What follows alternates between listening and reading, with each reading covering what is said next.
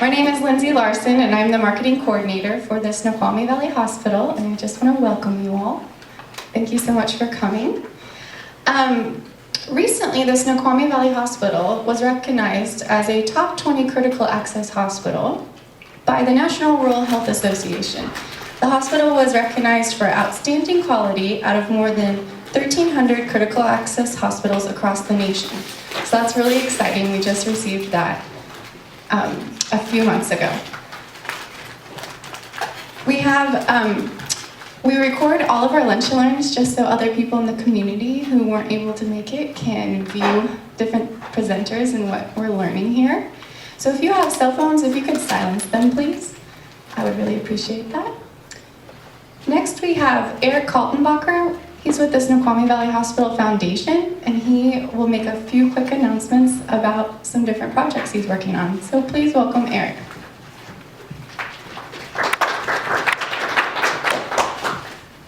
Thank you, Lindsay.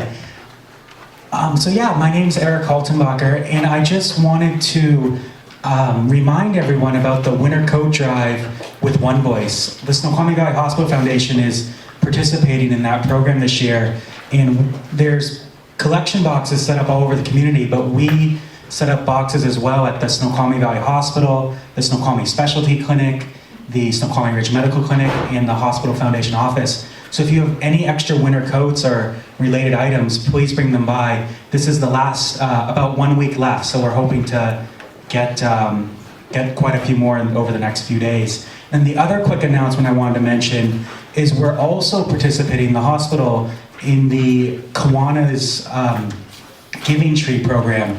And again, there's different giving trees set up all over the community, but at the hospital we have one as well. And we're collecting brand new toys for kids, and we're going to be giving those out as well at the One Voice holiday event. So with that, I'll give it back over to Lindsay. Great, thank you so much, Eric. Teresa wasn't able to be here today, so I'm just going to talk about our Health Benefits Exchange Office that opened up a few months ago for the Affordable Care Act and the new laws. Some people need assistance with the website and different eligibility. So we have this new office that opened up in North Bend. It's right across from the Sterling Bank. And open enrollment is a little bit longer this year, so this office will be open till the end of March. And the hours are Monday through Thursday, 9 to noon, and then 1 to 3. So if you know anyone or if you yourself have any questions about the new Affordable Care Act, the new laws, anything about insurance, Teresa can give in-person assistance. And you have a flyer in front of you that gives you more information in the direct location.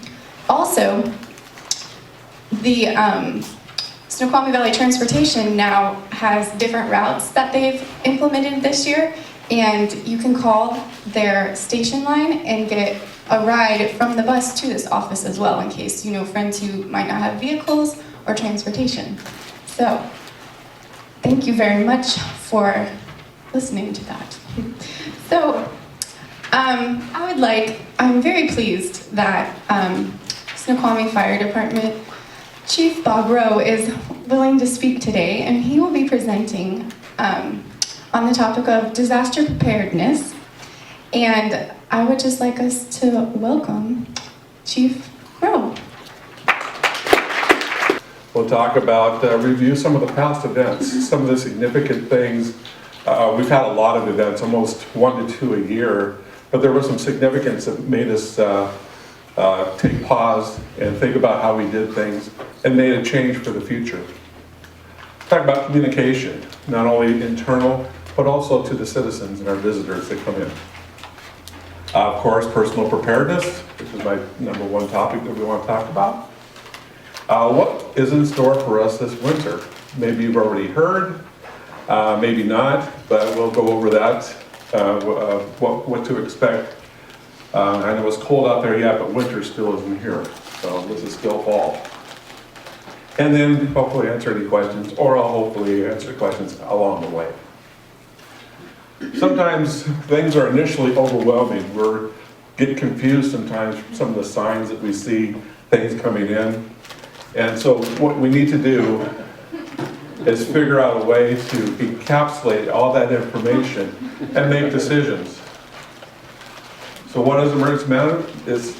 It'll have a way to handle emergency resources in any sort of a disaster, whether it's natural, such as earthquake, and then we had to add man-made as of 2001, the terrorist attack. So that's all encompassing now. It's considered all hazard plans. And they added one more. I think they talk about planning along with mitigation, preparation, response, recovery. In this, we consider planning and mitigation all encompassing. And what is mitigation? It's what we do to prevent hazards or from developing the disaster altogether. We take what am I looking for? We take precautions. We start thinking about how can we avoid the disaster or something, or how can we mitigate it or lessen the chance of destruction. And we focus on the long-term measures. We've been downtown, you see a lot of houses being raised in the floodway or floodplain. And that's, we're kind of the poster children for FEMA. It's usually grants by FEMA, and they've actually been out and done a story on the city of Snoqualmie, because we've had some of the most home elevations around. And that's because we do flood on a regular basis. And the houses that get elevated are the ones that are considered repetitive loss. The latest one, I think if you go down by the City Hall, you'll see one that just got raised. It was on the corner of Silva and River Street. It's really nice. It gets it up above the 100-year floodplain, and so they won't have any more repetitive losses. It can be structural, such as home elevations, but it also can be non-structural, such as land use. After 50% or more renovations need to be done on a house in a floodway, they can no longer do it, we'll just remove it. And that also helps mitigate the repetitive loss or more damage or life loss. I may live downtown. I know you do. Kind of. Actually, I live in Johnson Heights. We're above the floodplain. But you still get landlocked, I bet, Yeah. when the flood water comes in. Anybody Right. else live downtown? You do? Not too many? Okay, there's a lot of efforts that go on with mitigation that help the city does to help lower your insurance costs. So we always have workshops once a year, we have outreach, we have newsletters. So if you're downtown, flood is kind of high on the radar. But there are a lot of other issues that we deal with here in Snoqualmie. We have earthquakes because we're in the Pacific Northwest. But our biggest one also is winter storms. And we haven't had a major one this year. We haven't actually had a real good one since 2012, January 2012, which we'll talk about. And what is preparation? This is simple. Just be prepared. Have a communication plan. We'll get a little more involved at the end of this towards personal preparation. And this is what we do. We practice multi-agency coordination. So, when we have a disaster, we coordinate our resources within the city. We run out of resources, we ask our neighbors. Our neighbors run out of resources, we go to King County. King County runs out of resources, we go to the state. And then the state runs out of resources, they go to the federal government. If they run out of, I don't know what to do.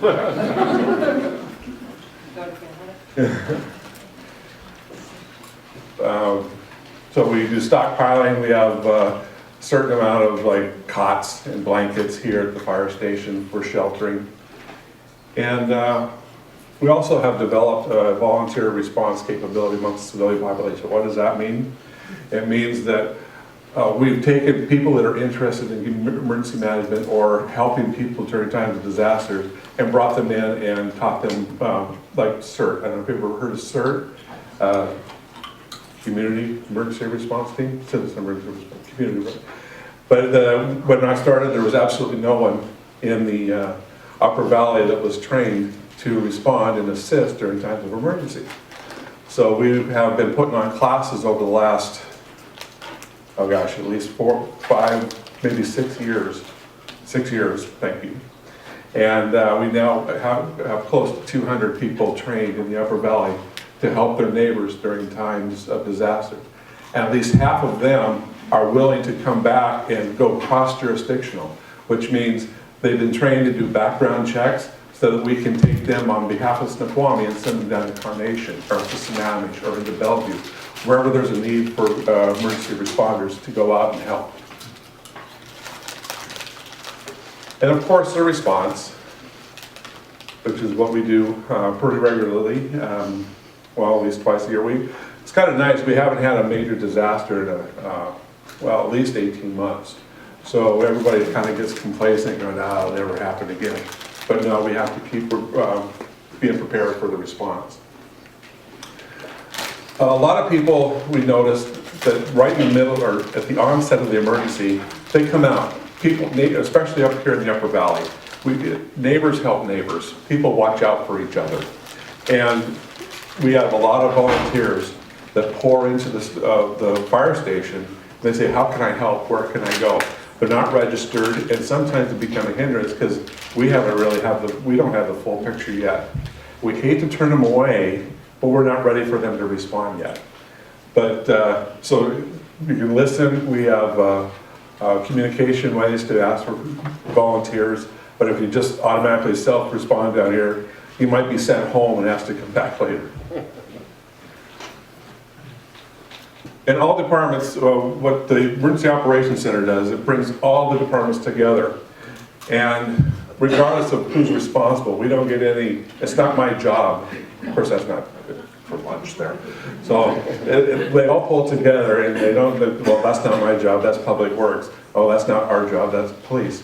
We all pull together, share information, share resources, share personnel to make sure that the priorities that have been set get accomplished.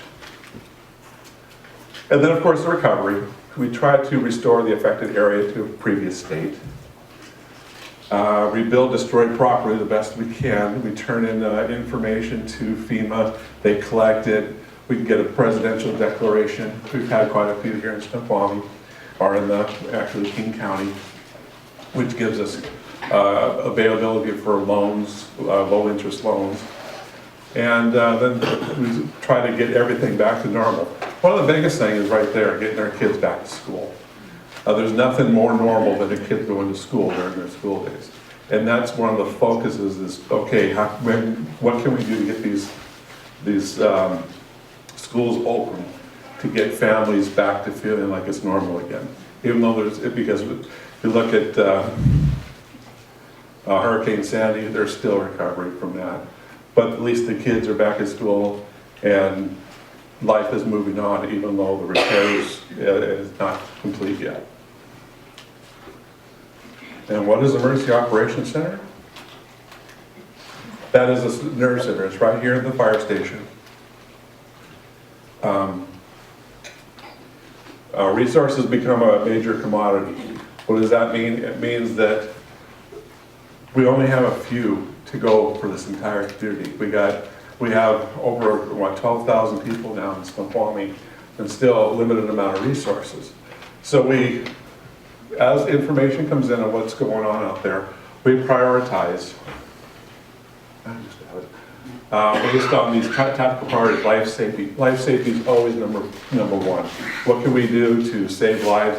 What resources do we need to assemble to go save a life? Next one is property conservation. So if there's no more life issues, then we concentrate on saving property, protecting property, reducing the amount of damage to property.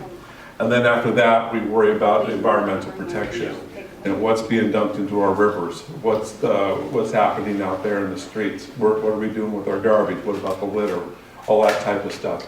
So those are the priorities that we base our response on. Out here in the valley, in the Emergency Operations Center, all city departments are represented, which are the major ones: Public Works, Police, and Fire. And so we're all there as responders. Up here in the Upper Valley, we have tried our best to gain resources to be able to be self-sufficient. Because we asked for King County's help, and we've found this in the past. We asked for King County's help. They're going to send the major resources to the population centers. They're going to send the limited amount of resources that are available to do the most good. So that's why we want to make sure that we echo and we educate people on being prepared up here in the Upper Valley, because it might be days before we can get resources back up here to give us a hand. Past events, I'm not going to go through every one of them, but there are some that have been significant that actually have made our changes. The first one that I really experienced here was 2001, called the Snoqualmie earthquake. Many of us remember that one. There's a lot of shaking and rolling throughout the entire Pacific Northwest. And that was interesting. We were at the fire station that we didn't think would withstand it, but it did. We're happy. But we also look at these things for improving the future. It only takes one time. We learn from our mistakes. We learn from going through these things. And we don't stop learning. We're still in the learning process. So remember November 6th? What happened then? Well, there was a little thing called a flood that occurred. It was one of our first major flood in a long time that occurred. And sorry about the blue, our machine's going out. We got one ordered, but if you don't like blue, well, you're going to really hate this presentation. But the city floods. We opened at 8:22 in the morning, and by just 5 short hours later, we were flooded. It didn't take us a long time to get water into the city, so we began the evacuation neighborhoods. And the first thing that we found out is that people didn't heed our warning. We usually give them 4-hour warning. That's the time element that we have gauged, because we measured the sum of the forks. I don't know if you're interested in all this stuff, but from the sum of the forks, by the time it gets to the falls, is a 4-hour window. So we know how much water's coming down into Snoqualmie and the projected amount of neighborhoods that are going to be impacted. So we're able to go neighborhood to neighborhood. We do a warning with a telephone system, as well as we go door to door. And that's where our CERT people come in. We ask them to go down with us, goes door to door. But people didn't leave. So we had to pull 123 people by the fire, part of our rescue staff, which isn't always fun, because I hate to put my guys in harm's way. So we always want people to heed the warning. And everything was fine until the power went out. When the power went out, I don't know if they got bored or nothing to do, got cold, but then they wanted to leave. And when we started doing the evacuations, it was at night. That's because the neighborhoods, we had the 4-hour warning, we went door to door, told them to leave, they stayed. By that time, the water came in and power went out. It was night operations. So which even increased danger to my crews. And what did we learn? This is the first time we ever had a need for sheltering. We didn't have any, we're thinking, we never thought about it before. We had a shelter in our mind. It was supposed to be up at the police range, firing range downstairs. They have everything was good. But we soon found out that when we opened it up to the community, there's a lot of people that didn't want to go to the police department. So when they got up there, they didn't want to go in. It had nothing to do, we do have to take the name because of the shelter, but they were worried about being arrested or being, I don't know. But we could not, and there was like 13 of them that showed up at once, and they saw I was at the fire station, they all scattered. Well, that made us concerned, not only that there were 13 people out there needing help, and now we can't find them. And a lot of them went up to the hospital. That's where they ended up. So from this, we learned a lot of lessons. Plus, we don't put them in a place where there's a lot of lead. It's not healthy. So we now have a real nice community center, which is now our shelter. We had a need for a boat. Some people that are in elevated homes stay in elevated homes. The people that have been in the valley a long time, this is no big deal. I'll throw my generator out of my back deck, it'll be fine. But what if they have a medical emergency? Now I gotta get my guys in there to get them out, to get them to the hospital. This is the first time we did a full-scale debris management program. There was a lot of cleanup, and I know Lorraine was probably part of this huge event, but the guys did a fantastic job. They did such a good job as FEMA came in and said we wanted to take pictures so they could declare the emergency. They go, there was no problem here. But we had debris on roofs. It was a mess, but the community outpouring of volunteers, as well as the management with the city departments, we were able to clean up the city in just a couple of weeks. And which is good. We're getting us back to being, a normal operation, but bad because it affected the pictures that FEMA needed to justify the funding needed out here in the Northwest. Same year. That was a bad year for us. We had a little windstorm. Remember that one? We had wires down, across the road, roads closed, and people trying to get to where they were going regardless of the power lines. But this was a windstorm. And we had sustained up here at 40 miles an hour. Of course, up on the ridge, they call that just a gentle breeze. But with gusts, it clocked to 70 plus miles an hour. This is the power outage that lasted 5 full days. Everybody says it was 7. I think it was some 7 in some communities. My house, I know we were 8. People keep thinking it's 7, but when you're out for 5 days, it feels like 2 weeks sometimes. And the problems we encountered, the pump stations that pump the water up the hill or the sewage. The City Hall, Public Works building, they didn't have generator backup power. We never gone, yeah, we have 24-hour outages, maybe 48 hours. Never gone 5 days.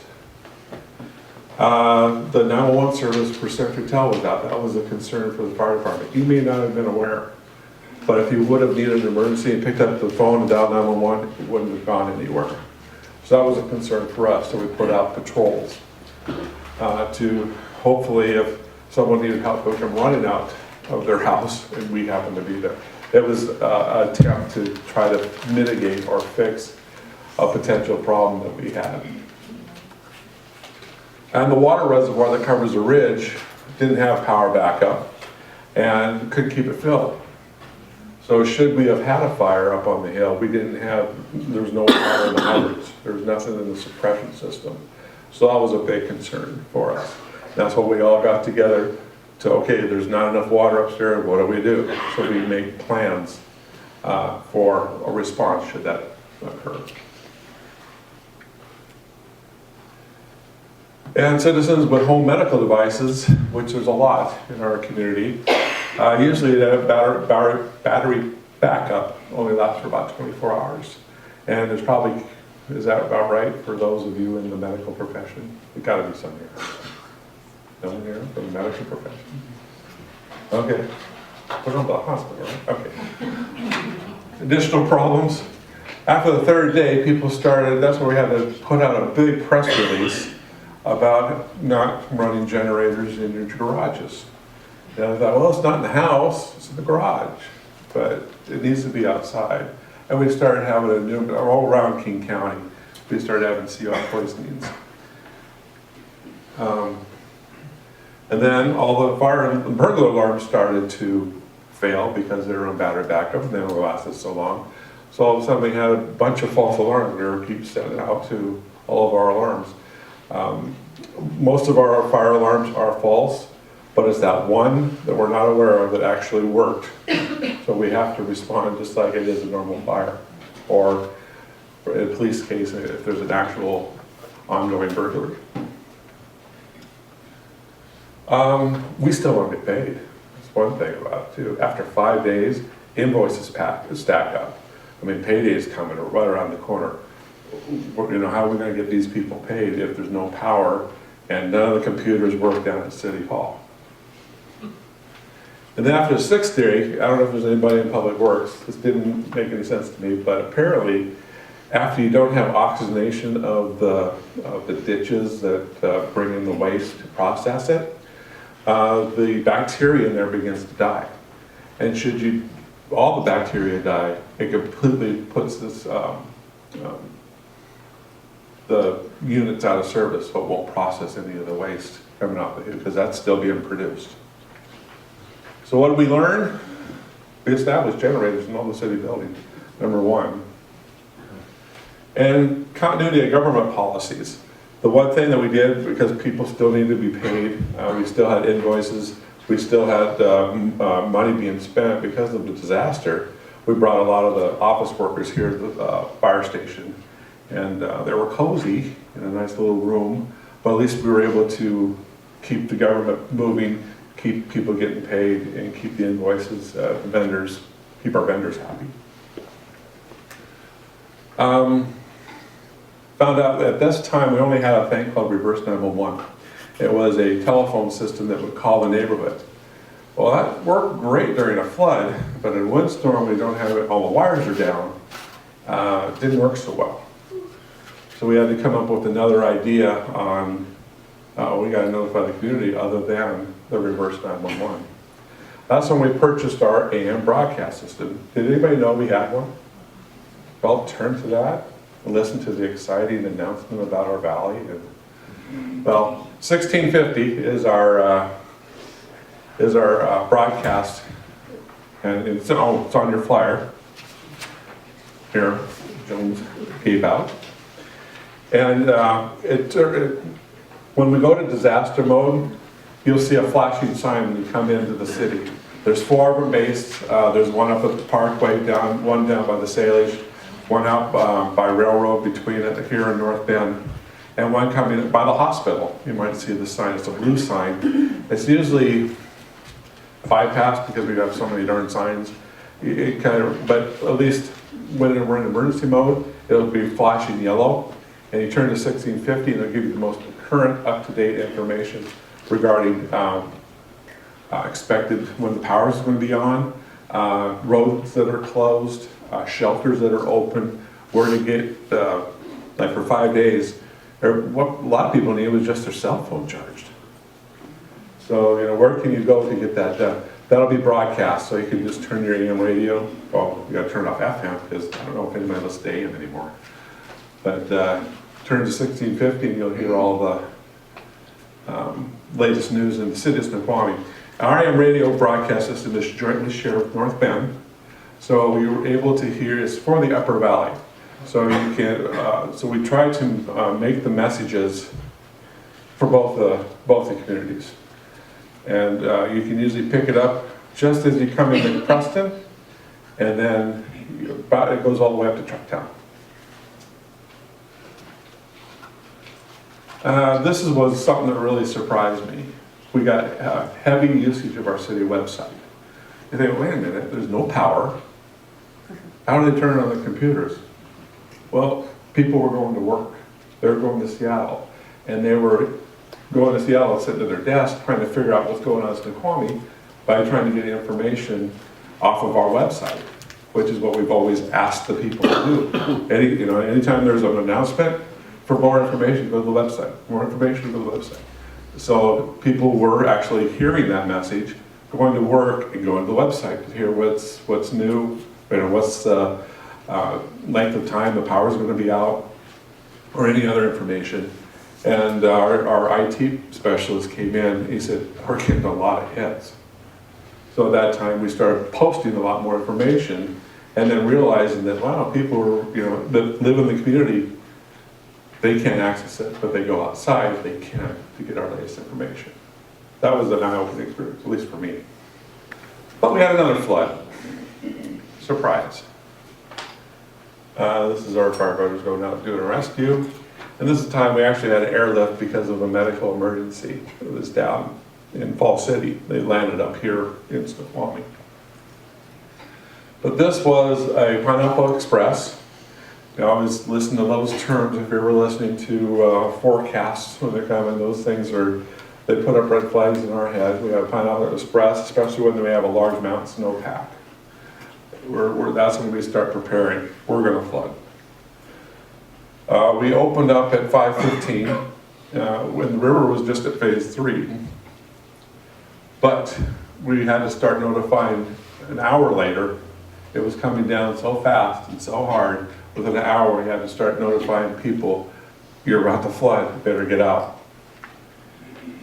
At 8:30, here it is 3 hours later, we have water into the downtown, the bus garage. It's that deep already. And then, see, I don't know if we knew that's where the city gets our fuel. We have a relationship with the school district to get, not only the state prices for our fuel, but it also increases the volume so we can get more of a discount for us and the school district. So we go to the school to get our fuel, and now all of a sudden our response vehicles, we can't fill them up. And that's when Highway 202 washed out. I don't know if you remember all that. It wiped out a lot of houses down there. Took out Highway 202. They fixed it fairly fast. But when that washes out, see, we rely heavily on mutual aid. Mutual aid comes down from our Fall City Fire Department. So we had to plan that all of a sudden our mutual aid responders that come in and help us should we have a fire, CPR, major event, are going to be delayed because they're going to go up and around. And vice versa, that we're their backup. And this is the second worst flood in the history of the river. I was not around for the 1990 floods. Were you? Yeah. You remember it? I've been in 33 years. 33 years. Anybody else? Remember okay, remember the 1990 floods? It was pretty serious. The guys, the fire department had it kind of good because they were mostly volunteer, but they got put up with the sailors because they couldn't get over. They had to put another response crew over there to make sure that people were served should they need a medical emergency. So, what did we learn from that? People did evacuate. At least they took our warning. They heeded our warning, but we still had to go in for 55 people, or 53. It was a lot better, so hopefully we'll get it down to 0. First time we've ever had a major house fire in the middle of a flood. That was an interesting morning. The flood waters were starting to recede, but the guys still had to wade out to waist deep water and put water on a house. And here I am thinking it's just a normal operation. I've done these hundreds of times. But then the guys are going, we're really cold. Oh yeah, hypothermia. So I had to get more crews here in order to rotate them out more often and figure out a way to get these guys warmed up. But the nice thing about it, they're very aggressive because they push the fire back so at least they can get up on the porch and get out of the water. And that's where they made their stand. And this was that was a lucky house fire because it was within waist deep water. I mean, there's areas that we would have had to let it go all the way to the water line and let the river boat it out. So we're coming up with tactics. We're still in the process of what do we do when the waters are, in the neighborhoods where we can't get to and a fire occurs. How are we going to handle that? And this is the longest time we've ever had the EOC open, but we were able to staff it. It was open for 23 days, and the major portion was the cleanup. Once again, and it's interesting because some of the older, I shouldn't call them old timers, the long-time residents in Snoqualmie sometimes use these to clean out their basements. So, which is fine, but it was kind of interesting to see on the debris pile an old beat up boat. I mean, a boat didn't survive a flood. It was kind of humorous. Now we developed evacuation kits to better assist. We're having a tough time with people saying, well, what do I say when I go up to the house? Because we were asking for volunteers to do that. So I built a kit now that they actually read on the back of back of the board exactly what to say. Because we try to stress with our voice, it's a mandatory evacuation. I think everybody knows we can't force anybody out of their house.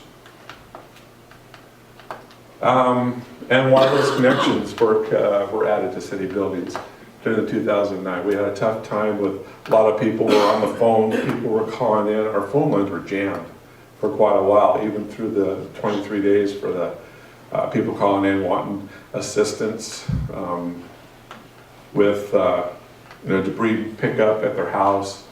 So a lot of them didn't have cell phones. Our cell phones weren't working because it was a bad time for cell phone industry in 2009. It's grown since then. It's a lot more efficient. But at that time, we had a tough time making phone calls and gaining access with our computers.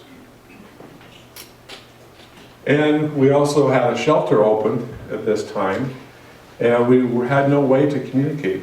They were in need of food. If they had a medical issue up there, there was no way to communicate to us. So we were able to, with funding, grant funding, we were able to build a portable mobile radio system. So now we open up a shelter, we take this out, put it on their counter, plug it in, and now they have direct communication to the Emergency Operations Center. So should they need anything, food, additional assistance, we have too many people, we need medical assistance, they have direct communication, we get right up to them. It was a cold, icy day, January 19th.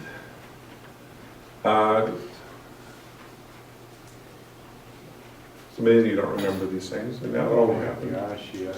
Oh, you remember that, huh? 9 days with no heat, light, or food, or anything. I mean, that was miserable. That was a miserable time. We had, the snow began to fall, no big deal. January 15th, we did a real good job of snow removal here in the city of Snoqualmie. Our Public Works Department is fantastic with that. We now have the ability to lay down de-icer. But on the 18th, January 18th, 19th, a foot of snow fell, and then it warmed up in order to cause an ice storm. That's the serious stuff. The ice is the stuff that gets heavy on the trees, brings the trees down, brings the wires down. That's what the main problem was. We opened at 6 o'clock, and by 7:58, all the power in the city was out. Trees were dropping left and right. Our patrol officer got stuck in between two trees that had dropped when he was just driving down the road. So we had to bring everybody in for the safety of our crews and let the thing fall that's going to fall. And then we'll go out there and take care of the issues following that. This is when Highway 18 was closed for 3 days, which is bad for me because I live on the other side of Tiger Mountain. So I had to drive around each day. The lessons learned: we need to increase staffing for shelter operations. We only have 7, and they can't work 24/7. So my big push is after our CERT program, we teach them how to do the community emergency response, and then I put out a request to say, okay, don't let us stop here. We need help with the shelter operations.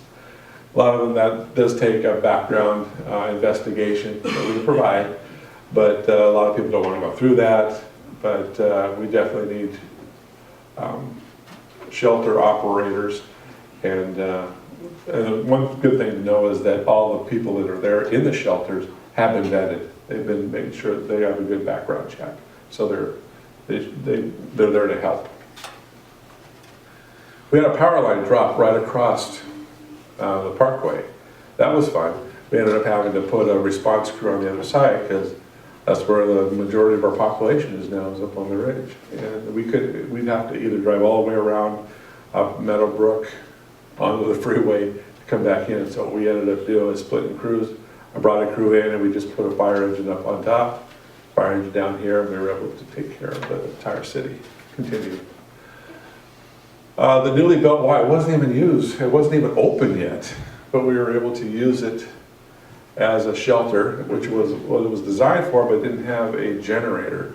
The generator was purchased on grant, and so we were able to find one, I think it came out of Issaquah, or maybe we got a rental company, I can't remember. But they were able to, because the crews were still there, they were able to hardwire it into the city. So we were able to get a generator going for this event, keep the building warm. And a lot of people, like I said, they come in to plug in their iPads, their iPhones, their cell phones.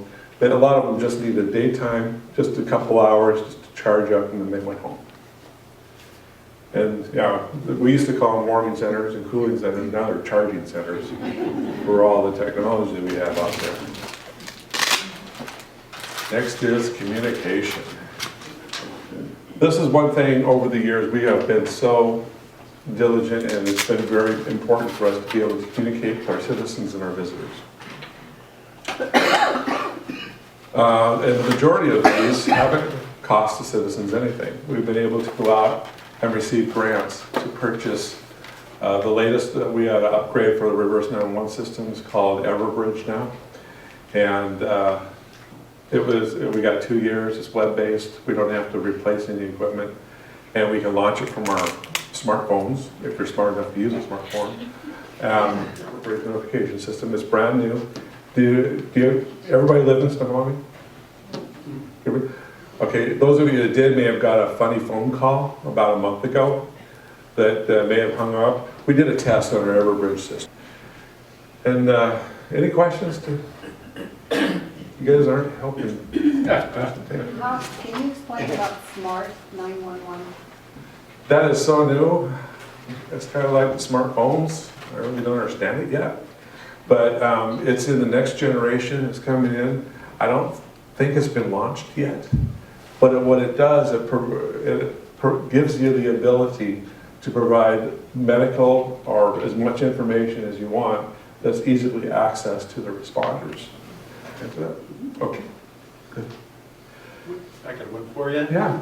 Do you anticipate the King County's decision not to plow as many roads being a potential problem for this?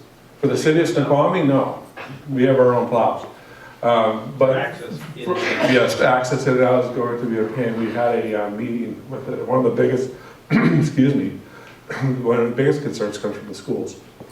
How are they going to pick up the kids, and how long is school going to have to be out this year, or how many long days? I mean, more days because they can't pick up the kids, especially up in this area. I mean, we can have rain down in the city and go up on the ridge and have a foot of snow. We're right here at that transition level. A lot of the kids live up in Trucktown or higher. And yeah, that is a concern for us. It's a concern for our response. But when we got together, it's one of those things that we realized as a potential for a problem. And should we get a response, we have been assured by North Bend and Snoqualmie Public Works that they'll help us get to where we need to go. So we got the emergencies taken care of. The schools, I don't know what we're going to do with them. So contact your congressman or your county council. But what do all these people have in common? They thought it couldn't happen to them. This is one of my biggest problems with trying to talk about preparedness. A lot of people think, that happens to the other guy. It doesn't happen to me. We found out that according to a recent statewide survey, 1 in 4 families are not convinced it's necessary to prepare for an emergency because it's going to happen to someone else. It doesn't happen to me. And 40% are unsure what to prepare. How do you prepare? Well, there's so much information out there. If you think about it, if you want to become prepared, you can go just about anywhere. You can go to FEMA's site, you can go to our website on emergency management page, you can go to King County, Washington EMD. There's a ton of information out there to how to prepare for everything, all the way from winter storms, floods, earthquakes, tsunamis, lahars, windstorms, all those different things, even specifics. So the information's out there. Just need to sometimes go out and look for it. Now with the internet at our fingertips, it's even easier. So we want to make sure that, yes, it might happen to you. That's the message I'm trying to get across. See, we plan to protect you, but we plan to protect the masses. we might not be able to protect you individually until you know, as priority. So the first step is to create a plan. It's not only for you, but your family and also at your business. Be sure to talk to it. You can develop a plan, stick it in a corner, not tell anybody, it doesn't do any good. So make sure that you practice it. Talk to the kids about it. How will you reach each other in different types of emergencies? Think about making an out-of-town family member a friend or a contact. Why do you do that? Because long distance comes online quicker than local access. So a lot of times you'll be able to, reach somebody who isn't in the affected area easier than it is than your next door neighbor. And create a plan. And there's two types of situations that might occur. One, staying at home, which we call shelter in place. And the other one is evacuate. And if we're asking you to evacuate, pre-plan a place to go. It might be the Sheraton, time to get out of town. Go downtown. And then prepare a kit for your home, car, and work. And what should it have? It should have enough water and canned dry food for 3 days. We say a minimum of 3 days. It used to be planned for 3 days. And now it's a minimum of, because it may be up to a week, especially up in the rural areas, that you might get assistance. A battery powered radio, or have one in your car, which most people do. Obviously a flashlight, extra batteries. If you take your flashlight batteries and turn them upside down, they last longer than have them right side up. So then when you do grab it out, all you have to do is flip the battery back around and your flashlight will work. Prescription medicine, when it comes to wintertime, think about the 3-month supply instead of going month to month. And of course, a first aid kit. In your car, a lot of people forget about the car. A lot of times you get stuck in a car. Sleeping bag, extra blankets, extra clothes. My son was stuck 15 hours in that ice storm that I showed you. And his biggest complaint was his socks were soaking wet. If he had just had some dry socks, of course his heat wasn't working either, but so just have some extra clothes available to slip on, especially on the feet and hands. Foldable shovels will always help, not only for getting stuck in the snow, but you might get stuck in the sand down at the beach. Always have a foldable shovel. And of course, first aid kit for your car. Turn to the right channels, listen to the news channels, and turn it off of your favorite radio station and turn it to 710 or AM 1000. Cairo and Como, they have great outreach for giving information out. And yeah.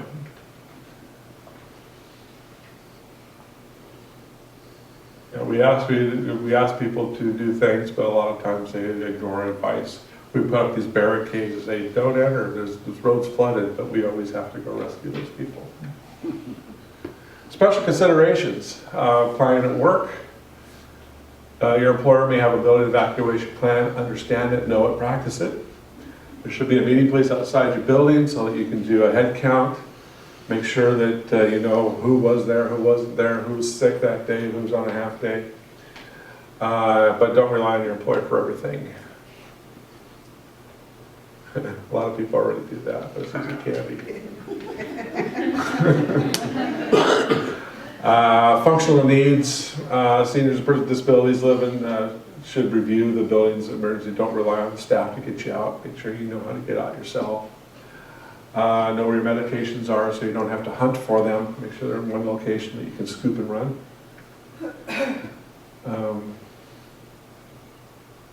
And identify people. There's always, usually, especially up here in Snoqualmie Valley, it's amazing.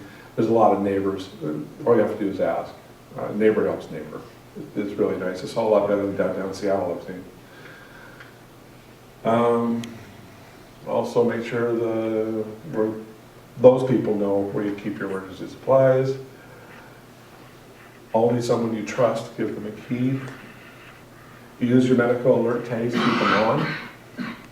A lot of times they say, well, I have a medical alert, but it's not in my wallet. Oh, we don't usually go through your wallets when we're working on you or you're unconscious.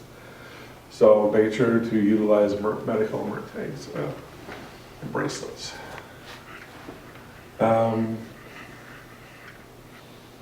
list of prescriptions, an updated list, keep that updated. A list of allergies, eyeglasses, hearing aid, batteries, and medical insurance so that you don't have to go dig for them or try to locate them should you be evacuated. And a list of your doctors. Trying to get through this because it's about to run out of time. I could talk about this for hours. But, remember your pets. We've had a few people that wouldn't leave home without them. And so we got to figure out a place to bring your pets. Think about a neighbor, think about a relative who could take your pet should you have to be evacuated. Bring them extra food, water, medicines, carrier, leash, muzzle.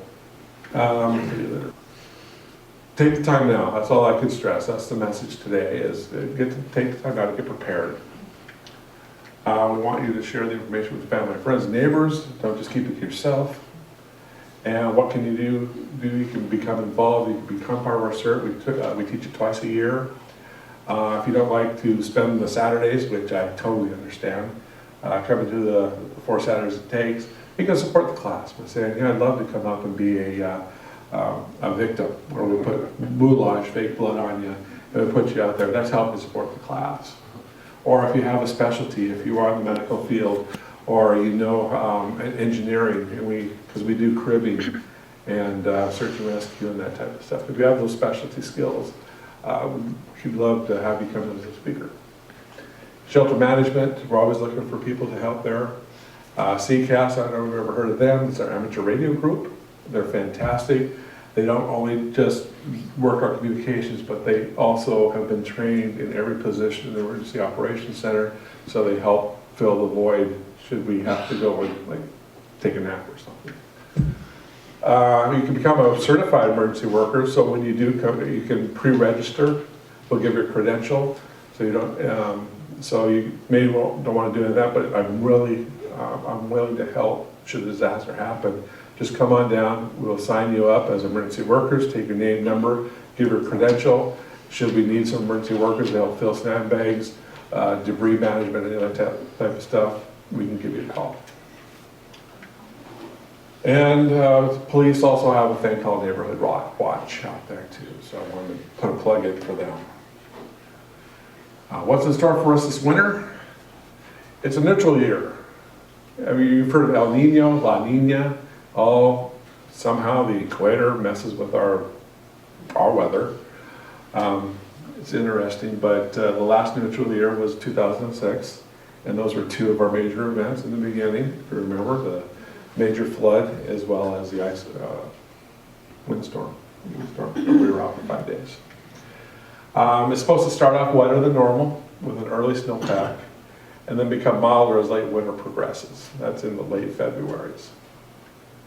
But these are all predictions. Nothing's for sure. The weather forecasters always do the doom and gloom, as most of us people in the emergency response. We always prepare for the worst case scenarios and hope for the best. But at least, regardless of what happens this winter, it gets people talking about, okay, we need to be prepared. We need to, close up our hose bibs and things like that. Does that look familiar? Anybody remember that building? That was our first fire we ever had when we started the fire department. It was a month after we took over fire service. February 14th, 1999, I remember it well. It used to be the winery. It's up at Snoqualmie Point Park. That's why I have a nice flat park now. Burned it to the ground. So other than that, thank you for your attention, and any questions? Yes? Is it possible for North Bend and Snoqualmie to supply a map with where the resource centers are located and what sort of resources they have at those centers? Make like a safe family meeting place, besides all of the technology, something we could put on a refrigerator that would be a valuable resource to actually know in paper where do you go and what's there to help. The only problem is pre-establishing those locations, and it all depends on the event. Should we tell you to go to this building over here and it collapses because of an earthquake, it wouldn't be any good. So it's almost like we have to we put out that information during the event. And that's why we try to communicate that through our Twitter, Facebook, our AM radio, because it might change on a regular basis, or it all depends on the emergency. If we put up, like, say in the, we have a daytime warming shelter at the City Hall, and should all of a sudden the flood come in, we have to shut it down. We don't want people, with a pre-established notion that, oh, I can go there for any information and help. So it's so difficult, and that's why I try to stress more about signing up for our Facebook, listening to AM radio, because every event's different and the locations of the resources are going to be different. Thank you, Thorne. Okay. Any other questions? Thank you for your time, your attention.